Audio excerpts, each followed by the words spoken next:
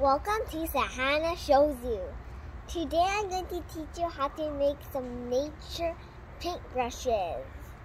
They're so easy to make. You just gather some nature materials and tie them to some sticks. Let's go make them. We're gonna go collect some nature goodies for our brushes.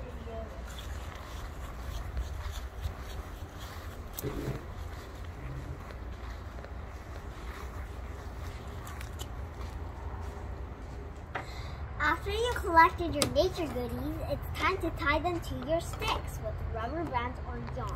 They're going to look like paintbrushes. After you're done tying the nature goodies to the sticks, it's time to get painting! Yay!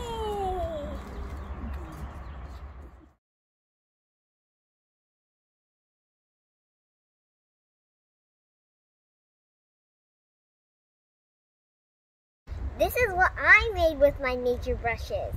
Tag me on Instagram and show me what you made. I'm excited to see what you made.